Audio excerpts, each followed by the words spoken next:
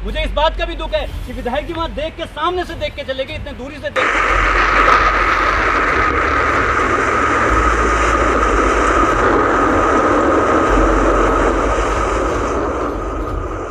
नमस्कार, DCP news Uttarakhand में आप सभी का अपना स्वागत। मैं आपके साथ दीवार नोट किया। ये खास खबरों में शुरुआत करते हैं इन खबरों के साथ। पहले चोरी फिर सीना जोरी, कहावत तो आपने सुनी ही होगी। ऐसा ही कुछ हाल है उत्तराखंड के विभिन्न विभागों का, जो पहले तो समय पर जागे ही नहीं, मगर समय बीत जाने के बाद भी जागते हुए दिखाई नहीं दे रहे हैं। ऐसा हम इसलिए कह रहे हैं क्योंकि अमरावा नदी के किनारे बसा जौनसार बावर का केंद्र बिंदु सैया पाटन सिंचाई विभाग की गहरी नींद में सोने के कारण समय से अमरावा नदी में सुरक्षा कार्य न करने से आज खतरे के मुहाने पर खड़ा है। गरीब लोगों के मकान, दुकानों के साथ ही क्षेत्र के सबसे पुराने विद्यालयों में पड़ी दरारें लोगों में दहशत का माहौल पैदा कर रही है। इस स्थिति का जायजा खुद एसडीएम भी ले चुकी है। अमरावा नदी के जल से क्षतिग्रस्त मोटर मार्ग के कारण पाटन बस्ती का सैया से जनसंपर्क पूरी तरह टूट चुका है। उस सैया से जहां पाटन बस्ती के लोगों को दिन में कई बार अपने रोजमर्रा की जरूरतें हेतु आवाजाही करनी होती है, मगर एसडीएम के दौरा करने के 24 घंटे बाद भी बस्ती के इन लोगों के लिए किसी वैकल्पिक मार्ग तक की सुध लेने कोई विभाग नहीं पहुंचा। आखिर 24 घंटे बाद एक बार फिर जब इस आपदा क्षेत्र का दौरा करने 2022 के चक्रता विधानसभा से निर्दलीय प्रत्याशी कमलेश भट्ट पहुंचे और जन समस्याओं को सुना, तो लोगों का कहना था कि विभागों से सहायता तो दूर, अभी तक सुध लेना भी उचित नहीं समझा। फिर क्या था, कमलेश भट्ट के द्वारा आपदा स्थल से ही एसडीएम को फोन कॉल कर जब लोगों की समस्याओं से अवगत करवाया गया, तो आनन फानन में एसडीएम के साथ ही पीडब्ल्यूडी विभाग के एक्शन खंड शिक्षा अधिकारी सहित अनेकों विभागीय अधिकारी आपदा स्थल का जायजा लेने पहुंचे।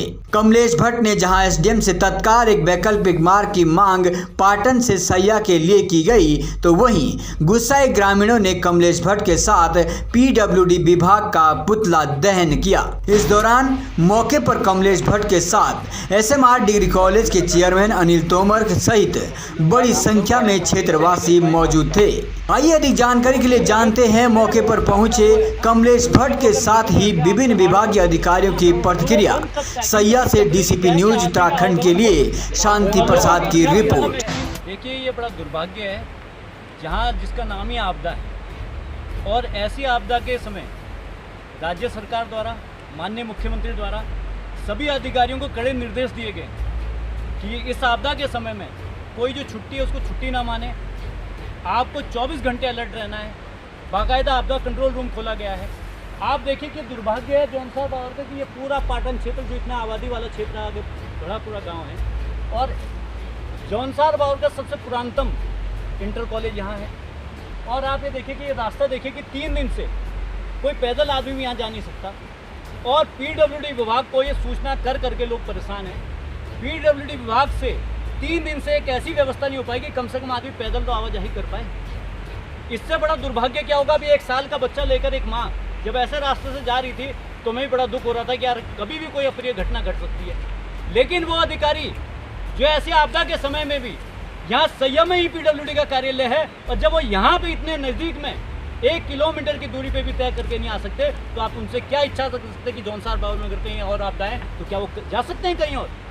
ये दुर्भाग्य है। हमारे विधायक जी आए, मुझे इस बात का भी दुख है कि विधायक जी वहाँ देख के सामने से देख के चले गए, इतने दूरी से देख के चले गए। वो कम से कम यहाँ आके कम से कम प्रशासनिक अधिकारियों को तो खड़ा कर सकते थे कि आपने इन लोगों के लिए क्या वैकल्पिक मार्ग की व्यवस्था करी है। लेकिन दुख है, मुझे आज तक इस बात का भी दुख है कि जजरेड़ की समस्या आप देख लें कि जौनसार बावर में कई दशक बीत के जो जजरेड़ की समस्या है, आप देखिए कि उसमें करोड़ों अरबों रुपए लग गए।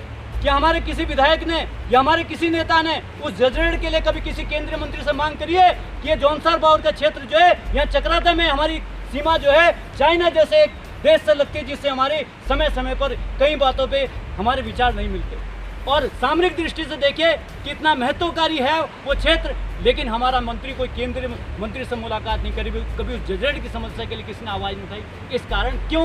क्योंकि उनके चंद ठेकेदार हैं, वो चंद ठेकेदार जो है कई सालों से जजरेड़ से पल रहे हैं। देखिए, अगर ये सड़क ना खुली, इसके लिए कोई सड़क खुलने को तो मैं कह नहीं सकता, क्योंकि सड़क खुलना इतनी जल्दी पॉसिबल नहीं है। मैं कभी अव्यवहारिक बात नहीं बोलता, और मैं वो नेता नहीं जो मुंह से बोल दूं और धरातल पे नहीं। हमारी अभी तत्काल में एक ही मांग है कि कम से कम एक वैकल्पिक व्यवस्था, मतलब आज ही एक वैकल्पिक व्यवस्था ऐसी कर दी जाए कि आदमी पैदल तो आ जा सके, कोई बीमार आदमी उसको ले जाया जा सके, या ऐसा ना हो कि उस बीमार आदमी को ले जाने के चक्कर में एक आदमी और अपनी जान गंवा बैठे। हमारी ये मांग है, अगर PWD विभाग अब भी ना जागा तो माननीय मुख्यमंत्री से जाके मुलाकात करके उनकी शिकायत लिखेंगे। अगर तब भी हमें हल ना मिला तो हम यहाँ धरने में बैठेंगे। मैं आपको कह रहा हूँ, हम धरने में बैठेंगे। PWD विभाग मुर्दाबाद, PWD विभाग मुर्दाबाद। सर, जो यहाँ पे जो ये आपदा आ रही है, किसको जिम्मेदार मानते हैं? ऐसा है ना सर, ये सबसे पहले तो धन्यवाद करना चाहूँगा आपके DCP न्यूज़ का, जो बिल्कुल दिन रात मेहनत करके, दिन रात एकाग्र होकर के, मतलब जीरो ग्राउंड से आप लोग रिपोर्ट दे रहे हैं। बट हमारी जो सरकार है, हमारे जो अधिकारी है, उनके कानों में अभी तक जूं तक नहीं रेंग रही है। आप ये लगा लीजिए, 3 दिन पहले ये आपदा आई है और 3 दिन से सारे अधिकारी चुपचाप शांत मौन बैठे हुए हैं कि जब ये पूरी रोड साफ हो जाएगी उसके बाद हम मशीन लगाएंगे, उसके बाद हम रोड बनाएंगे।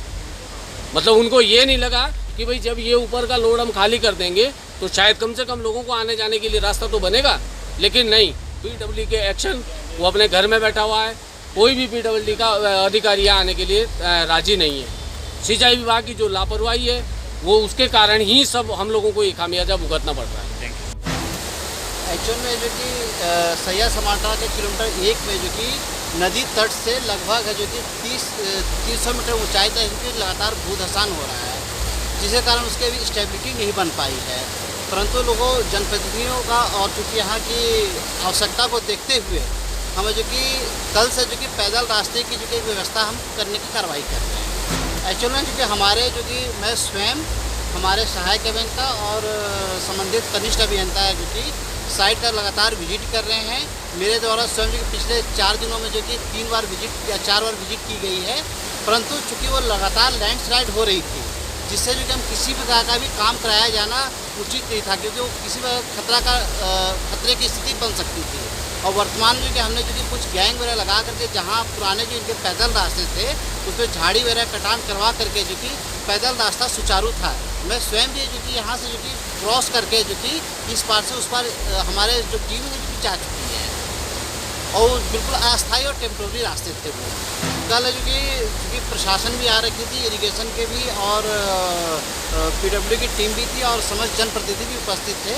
तो उन्हें एक आम सहमति ये बनी कि फिलहाल जो कि बच्चों के एजुकेशन को देखते हुए अस्थायी रूप से जो कि पैदल रास्ता जो कि बना दिया जाए, जिसके लिए PWD, चूँकि हमने अभी देखा है कि थोड़ी सी अस्थायित्व नज़र आ रही है, तो कल से जो कि हमारी टीम जो कि पैदल रास्ते बनाने में लग जाएगी। इस परिधि में हमारे 2 स्कूल हैं, राजकीय प्राथमिक विद्यालय सैया पाटन और राजकीय इंटर कॉलेज सैया।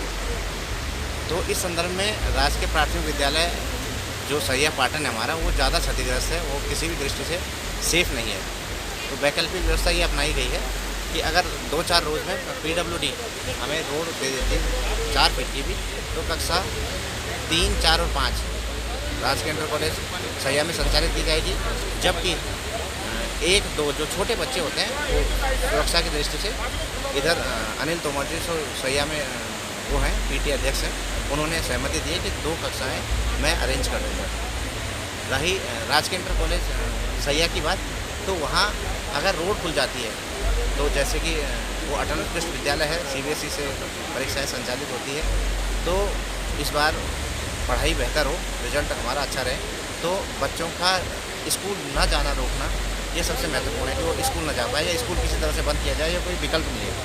क्योंकि अगर हमें रास्ता खुल जाता है, 2-4 रोज में बारिश ठीक हो जाती है, तो स्कूल विधिवत तौर पे संचालित होगा। आज की खास खबर में फिलहाल इतना ही। आगे फिर लौटेगी किसी खास खबर के साथ, तब तक के लिए बने रहेगा DCP न्यूज़ के साथ। हमें दीजिएगा इजाजत।